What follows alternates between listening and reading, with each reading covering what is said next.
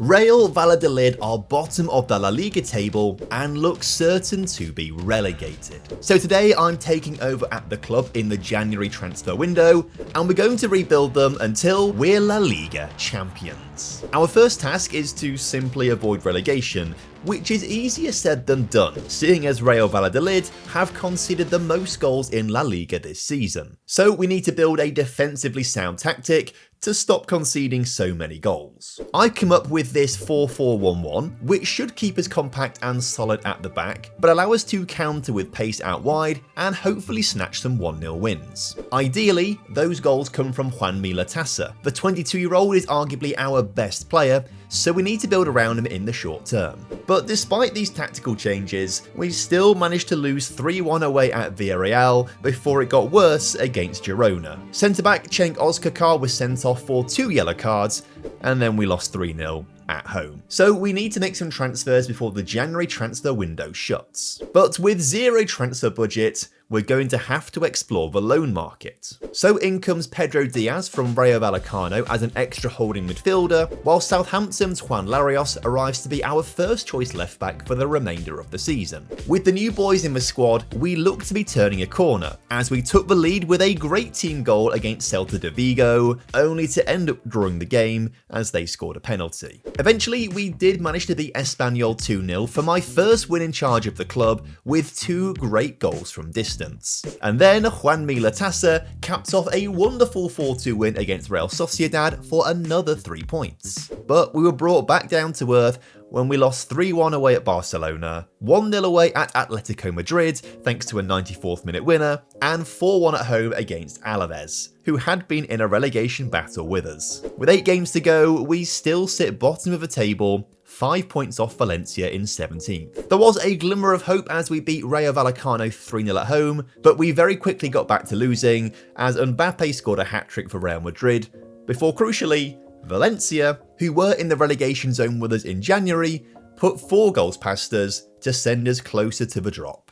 With 2 games to go, we sit 6 points adrift. We cannot lose our next game, but that is exactly what we did. Sevilla came to visit and they scored twice, condemning us to relegation and failing the first part of our plan. Not really the start we wanted.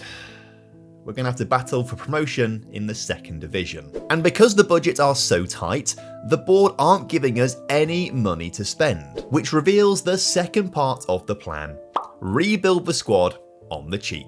So that means to buy players, we have to sell players, but our players aren't really worth much right now, so we are going to have to rely on free transfers and loans for the most part. We lined up 6 free transfers who joined on July 1st, the best being inside forward Manu Vallejo, who once upon a time was a regular starter at Valencia. After that, we were able to offload £12.5 million worth of players, which allowed us to bring in cheap youngsters to try and develop. 21-year-old Raresh Ilya signs for just £1.3 million from Nice to be our new attacking midfielder. 20-year-old Kaiki signs for £2.8 million from Almeria in La Liga to start at centre-back, where he'll be joined by 22-year-old Hungarian international Marton Dardai for just £4.4 million from Hertha Berlin. As we've dropped down a level and should be looking to win plenty of games, we're switching to a way more attacking formation this season. But it didn't quite work as fully intended early in the season, as title rivals like Eibar, Levante, Tenerife and Real Oviedo all beat us, suggesting we might not be good enough for promotion. But the attacking line of Juanmi Latasa, Manu Vallejo and Raresh Ilya made sure we won plenty of games against teams below us in the table, which puts us in a strong position as we head into the winter break. At the halfway point, we sit 5th in the table, 7 points off Eibar in 2nd. I don't think it's impossible to bridge that gap. The team had plenty of gelling to do in the first half of the season because we had made so many transfers over summer, but after the winter break, things were clicking more, with Juanmi Latasa putting his foot on the gas. In the next 13 games, he scored 11 goals, helping us win 9 of them. So after a huge 2-1 win over Deportivo La Coruña, we draw level on points with Eibar with 8 games to play. The title is too far away, but second place is well within our grasp. Motivated by this, LaTassa went into overdrive and carried the team forwards, scoring goals in almost every game. The young striker was by far my player of the season and topped the league's goal scoring charts with 28 goals in 40 appearances, helping us earn promotion ahead of Eibar and getting back to LaLiga at the first time of asking. But the celebrations didn't last long. In the second division, we make even less money, so we still have a budget of 0 and we're still rebuilding on the cheap. So we welcome 3 new players on free transfers, who, if I'm honest, probably aren't good enough for La Liga. You know what else is free and is way better value than any money that could bring a player into the club?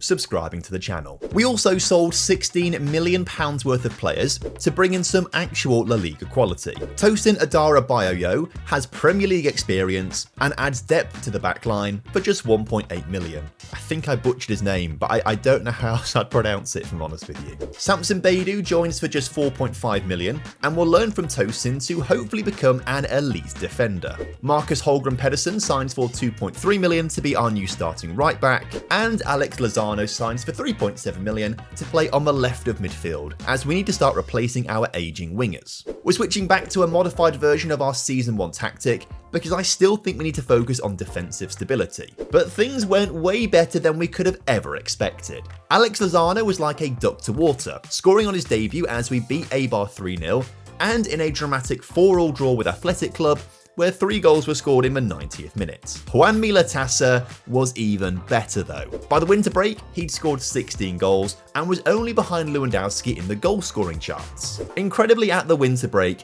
we find ourselves 7th in the table and on the cusp of European football. But there is an issue. Legally in Spain, every player must have a minimum fee release clause, and because most of our players sign their contracts in the second division, those release clauses are very low. So despite signing a new contract in summer, Arsenal signed Juanmi LaTassa for just £23 million. Marseille also picked up star centre-back Kaiki for just £7.5 million, meaning we have to replace them this January. On paper, they were arguably our best 2 players, and I think this means we now have to switch our strategy. I think being 7th in La Liga shows we have rebuilt the team on the cheap pretty well. So now we should embrace selling our star in-form players and then reinvest that money into cheaper alternatives who have high potential. So we raided Cruzeiro for Caio Jorge, who replaces LaTassa for just £13 million, whilst Kaiki is replaced by Marco Pellegrino for £5 million. And both proved to be top signings. Jorge scored on his debut in a 1-0 draw with Real Vallecano, before helping us to a 2-0 victory at home against Sevilla. He scored twice against Barcelona, although we still ended up losing 3-2, but his goal against Real Madrid made sure we walked away from the Bernabeu with a point. His crowning moment though was a hat-trick at home against Cadiz. The young Brazilian had done an incredible job of making us forget all about Juanmi LaTassa. Caio's goals mean we finished the season in an incredible 5th place and secured Champions League football for Season 4, as Real Madrid won the competition this season and Spain get an extra spot. And knowing that there's going to be a windfall of Champions League money coming, the board are now finally giving us some of that money to spend. 22 million we've got to bring in some new faces. We then raised a further 35 million by accepting bids for players with a year left on their contract, which allowed us to spend 45 million on basically a brand new squad as we signed 11 new players. I am most pleased with Pablo Torre, who signed on a free after being released by Barcelona. To accommodate all these new signings, we are switching formation slightly to try and get players in more attacking areas. And it clearly worked for Pablo Torre, as he suited the centre midfielder role on attacking duty and was our 2nd highest goal scorer in the first half of the season. Obviously, the top award went to Caio Jorge, who continued on his electric form from last season. At the winter break, he was the league's top scorer with 13 goals and was lifting us up the table. 4th in La Liga is absolutely stunning, and it shows how well these new players have gelled together. But they couldn't quite do it in the Champions League. We lost games to Newcastle United, Paris Saint-Germain and Inter Milan, as well as drawing with Girona, Dortmund and Freiburg. Luckily, a couple of wins did help us finish just inside the top 24 to qualify for the playoff rounds. Here we beat Porto 6-3 on aggregate to earn some more money and progress to the round of 16, where we came up against Barcelona, who thrashed us and dumped us out of the competition. But this meant we had more time to focus on securing a Champions League spot for next season by cementing ourselves in the top 4. Between February and the end of the season, we only lost twice and suffered a couple of draws. But everything else was green, as Jorge and Torre got to work scoring plenty of goals. But despite such a great effort, we only end up 4th in the table, 21 points behind Real Madrid and 28 points behind Barcelona. If we want to beat them,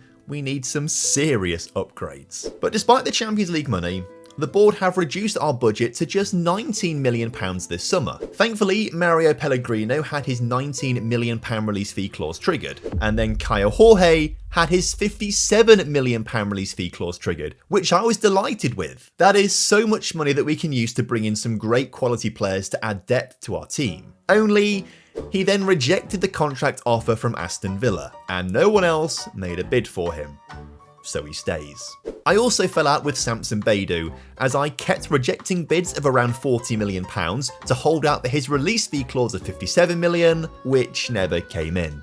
He also stays at the club. So in the end, we only sold one player and could only bring in youngsters to develop and some older heads for squad depth. Perhaps I shouldn't have been quite so greedy with Caio Jorge and Samson Beidou, because the quality that came in, although is good, didn't really change our fortunes. Pablo Torre and Caio Jorge weren't hitting the same heights as they were last season, meaning we had to rely on goals from other players. Wingers Alex Lozano and Hakon Evjen made up some of the missing goals, but they don't quite seem like the players that are going to take us to the next level. I don't want to make out that this is a disaster. At the halfway stage of the season, we are still 5th in the table, which is incredible. We're just no closer to bridging the gap to Barcelona and Real Madrid. We'd also been given a tough run of Champions League fixtures. Incredibly, we only won one game, a 2-1 victory against Benfica, as we lost to Manchester United and Chelsea, but drew the other 5 league phase games. And that still meant we just sneaked through to the playoff rounds by the skin of our teeth, finishing 23rd in the table. Miraculously, we managed to beat Napoli 5-3 on aggregate in the playoff, but once again fell in the round of 16, this time to PSG. The lackluster performances continued into the second half of the season, as we lost to Cadiz and Almeria to drop more points behind the likes of Real and Barca. But a better return from Caio Jorge helped us get enough wins under our belt to still finish in the European spots. However, it's only a Europa League spot in 5th place this season, as we dropped 6 points from our total last time out, and fall even further behind Barcelona and Real Madrid. So this summer, we have to ignore release fee clauses, accept offers, and just use that money to reinvest it into new players. Especially as we've only been given £25 million to spend. But despite Aston Villa apparently wanting to try again for Caio Jorge, no bid came in. We still sold £31 million worth of players, which does give us a nice war chest to reinvest. £20 million was spent on Amadou Doumbouya from Nice, with the 20-year-old coming in to start in our back line. Diego Rojas signs for £15 million from River Plate, but might need a season on the bench before either starting in midfield or with his 16 finishing, potentially up front. But the deal of the window was £11 million for Milan Bozancic from Partizan, who will replace Evjen as our starting right winger. A further 6.5 was spent on 2 young fullbacks who need to go out on loan to develop. Caio Jorge started the season in fine form, as he helped us beat Rayo Vallecano 3-1 and Real Oviedo 3-1 in the first month of the season. But whilst new boy Milan Bozancic was scoring goals, it was actually his backup who was scoring more. Dani Diaz was a bit of a wildcard signing a few seasons ago, but after coming off the bench 12 times this time around, he's managed to score 6 goals, which is really impressive from limited minutes. Doumbouya was also contributing with goals, as he was lethal from set-piece situations, scoring the winning goal against Almeria and Osasuna. As a result, we're 3rd in the table at the winter break and closer than ever to Barcelona and Real Madrid. The good results continued into the Europa League. We'd been given a tricky run of fixtures in the league phase, but we won every single game. As a result, we topped the league phase table and were favourites to win the whole thing, but got battered 4-1 by AC Milan in the quarterfinals, which put an end to any chance of glory in Europe. In January, we also lost our first choice left back for his release fee clause, and we replaced him with Richard Williams on loan from Man City. But it turns out our left back was the glue holding the team together. Celta de Vigo and Valencia both beat us to overtake us in the table, but we also ended up losing to teams lower down, like Almeria and Athletic Club. As a result, we slipped down to 5th in the table, and once again, we are nowhere near challenging Madrid and Barcelona. But Caio Jorge did end up as the league's top scorer, and he might be the answer. With 1 year left in his contract, we have to sell him for big money now to reinvest, or give him a new contract and build a tactic around him. Things weren't looking good for a sale when reports said West Ham wanted to buy him, but he would be unwilling to make the move.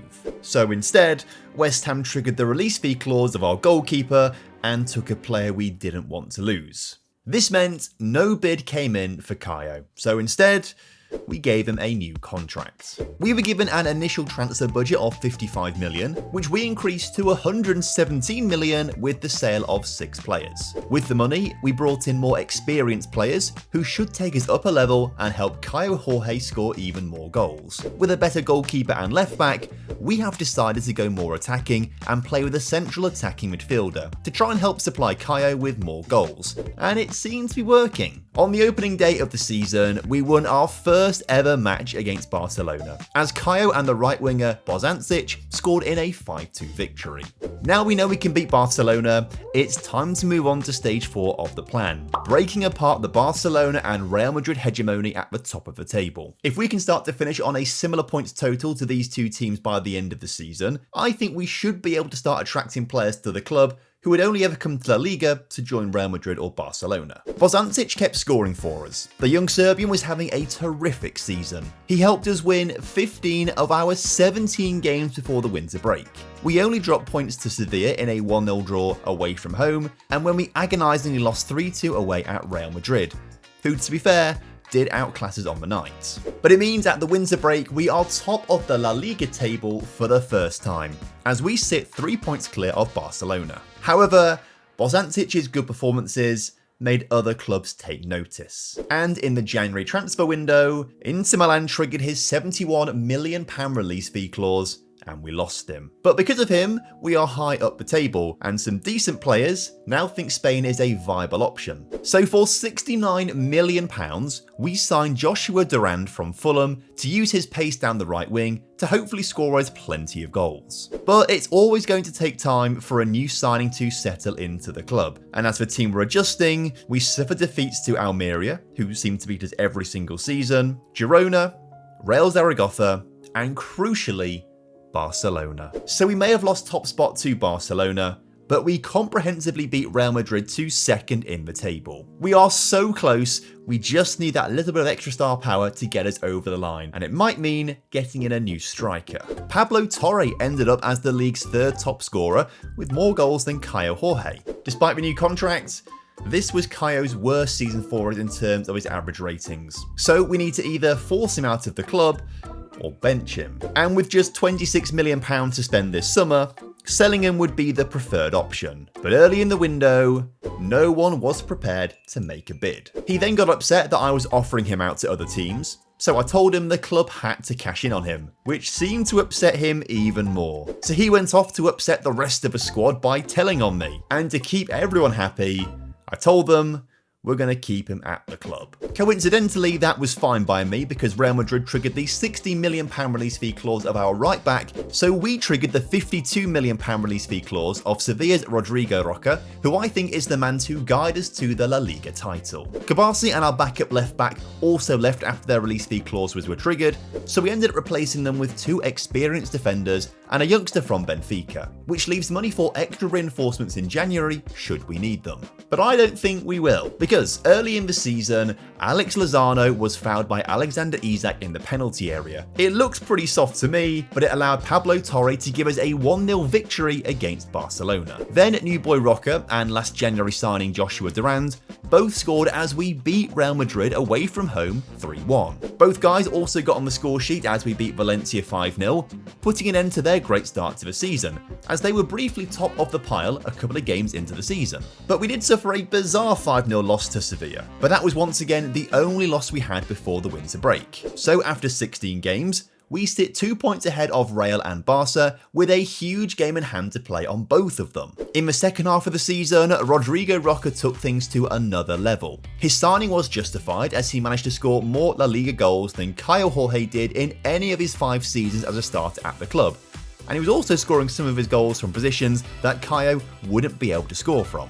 However, he wasn't able to help us win in Barcelona, as Lamine Yamal ran the show that day, and we also suffered a shock 2-1 defeat against Real Sociedad when Takefusa Kubo scored in the 92nd minute. So with 5 games to go, we sit 2 points behind Barcelona, but we have a game in hand on them. We're also 24 points ahead of Real Madrid, who despite having 3 games in hand on us, have had a horrible season. With Real Madrid out of a title race, this is maybe our best shot we have of winning La Liga. The first of our final 5 games was against Real Madrid, and thanks to goals either side of half-time from Rodrigo Roca and Alex Lozano, for the first time ever, we've done the double over Real Madrid as we won 2-1. This puts us back on top of the table by a single point with 4 games to go. Alex Lozano scored again as we beat relegation-threatened Levante in a 4-0 win at home to put pressure on Barca, which worked. They drew away at 7th place Villarreal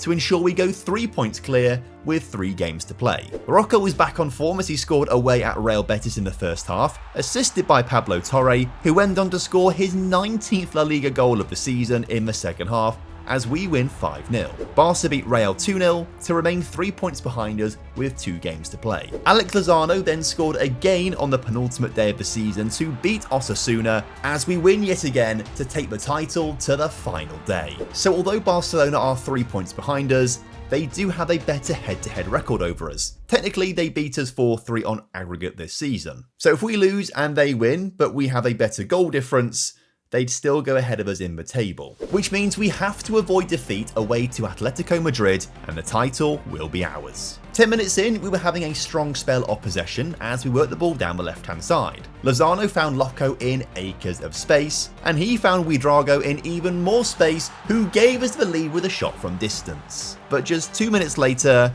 Atletico equalised through Conor Gallagher following a clever set piece. But we thought we could do our own thing from a set piece just 60 seconds later, which allowed Ouedraogo to score his second goal. And before I could even catch my breath, we worked another ball into the middle for centre-back Parola to give us a 3-1 lead. After that flurry of excitement, the game did calm down for about 20 minutes. We were on the attack once again, and Roca's flick-on took the ball into the path of Loco, whose cross found Lozano to make it 4-1. But the half wasn't done there. After giving the ball away on the near side of the pitch, Atletico were able to cross the ball into the middle, and all we could do is assist their second goal of the game. Luckily, we still have a 2-goal lead heading into the second half. And even better, Barcelona are 3-1 down against Sevilla. When we cleared an Atletico Madrid corner, Joshua Durand ran the length of the pitch with the ball at his feet. He played the ball in towards Pablo Torre, who took a shot and hit the post again, but made no mistake with the follow-up. And we sealed the deal when Roca carried the ball forwards, offloaded it out wide, darted into the penalty area, got it back, and made it 6. So after 8 seasons, we finally lift the La Liga trophy above our heads and complete the rebuild of La Liga's worst team. We're going to rebuild all the teams at the bottom of Europe's top 5 tables. Next up is going to be Ligue 1. We started with Southampton, but we tried to rebuild them with youth and signing wonder kids. To find out how it went, the video is on screen right now. Click it and you'll see which wonder kids we used to rebuild the Premier League's worst team.